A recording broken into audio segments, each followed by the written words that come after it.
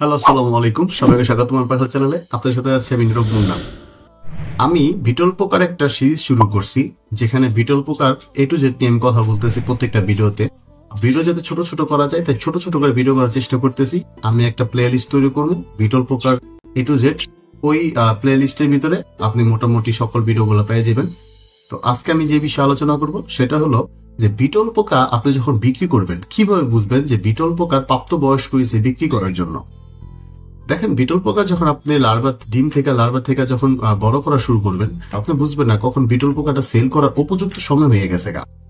এই সেল করার উপযুক্ত সময় না বোঝার কারণে দেখা যায় কি, আপনি সেল করছেন, যে নিচে সে বলতেছে ভাই আপনি আমাকে ছোট পোকাগুলো পাঠাইছেন, বা আপনি মনে করেন কাপে দিচ্ছেন, এটা দিয়ে আপনার পিপা তৈরি করবেন, পিপা থেকে মাথা তৈরি করবেন, আপনি প্রাপ্তবয়স্ক বুঝতে পারেন নাই, যার কারণে আপনার বাটিতে দেওয়ার পরও আপনার পিপাটা তৈরি হয় নাই, পিপা হইয়া বেরো হয় নাই।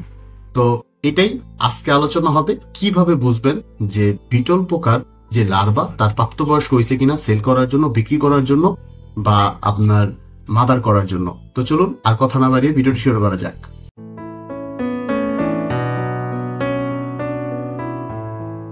আপনি মাদার পোকা থেকে ডিম বাচ্চা নিতেছেন, লার্ভা নিতেছেন, কিন্তু আপনি জানেন না যে কতটুকু বয়স হইলে বা কতদিন পর বিক্রির জন্য বা মুরগিকে দেওয়ার জন্য স্বাভাবিকভাবে সে বড় হয়েছে বা সেটা ব্যবহার করার যোগ্য হয়েছে। বিটল পোকা লার্ভার এমন একটা সময় আসে যে সময় ওরা খায়, দায়, ঘুমায়। ওদের আর অত একটা গ্রোথ হয় না, গ্রোথ পুশ হয়ে যায়। আপনার যে লার্ভা গুলা খাইতেছে আর ঘুমাইতেছে, এইটা আপনি কিভাবে বুঝবেন? এটা একটা সহজ উপায় হলো কি, ওদের হাতে নিয়ে মাপবেন। যখন ওদের হাতে নিয়ে মাপবেন তখন দেখবেন ওরা 2 ইঞ্চি থেকে একটু বড় হয়েছে, তার থেকে আর বড় হইতেছে না, এবং একটু মোটা তাজা হয়েছে। এর থেকে বেটার হইলো আপনার ওদের যে দিনটা মনে রাখতে পারেন। ওদের বিক্রির জন্য যে পারফেক্ট বয়সটা সেটা হলো 2 মাস। ওদের যখন প্রাপ্ত বয়স্ক হয় তখন ওরা অলরেডি বিক্রির জন্য, হাঁস মুরগিকে দেওয়ার জন্য এবং মাদার করার জন্য পর্যাপ্ত সময়সীমার মধ্যে আশা পড়ে। তো আপনি যদি 2 মাস বয়সটা মনে না রাখতে পারেন, ওই ক্ষেত্রে যাইয়া আপনি ওদেরকে মাইপা ওদের কালারে যে ডার্কনেসটা থাকে, ওদের একটু মানে গোল্ডেন কালারটা একটু ডার্ক থাকে, কালার দেখা বুঝতে পারবেন।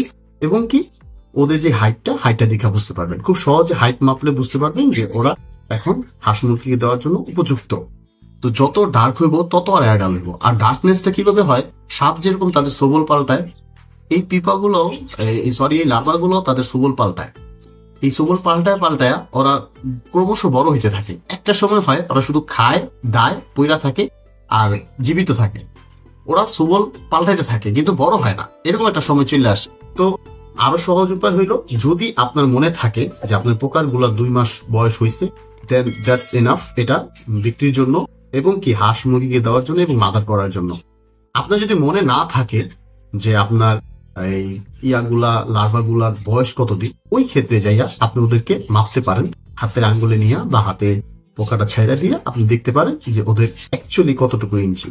যদি দেখেন হাতের করার 2 করার উপরে চলে আইতেছে, তখন বুঝবেন যে না, এটা এনাফ, এর থেকে আর বেশি যাইবো না। আপনি এরকম ভাবে 100টা লার্ভা মাইপা দেখবেন যে 1 ইঞ্চি একটু উপরে উঠে, তার বেশি উঠবই না কোনোভাবে।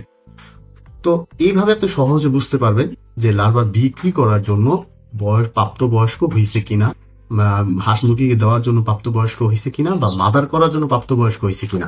এটা খুব সহজ মাধ্যম।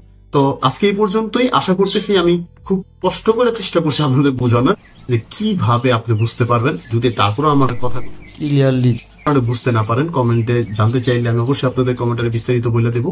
কমেন্টস করবেন। নেক্সট ভিডিও অতি শীঘ্রই চলে আসবো, কারণ আমি এটার উপরে একটা পুরো সম্পূর্ণ সিরিজ করতেছি। আমার প্রায় 12-13টার উপরে ভিডিও আসবো, আমার লিস্ট করা আছে। এই জন্য চ্যানেলটি সাবস্ক্রাইব করে রাখবেন এবং পাশে থাকা বেল বাটনটি প্রেস করে দিবেন। আজকে এই পর্যন্তই। আপনারা ভালো থাকবেন, সুস্থ থাকবেন। বাই বাই, টাটা, আল্লাহ হাফেজ।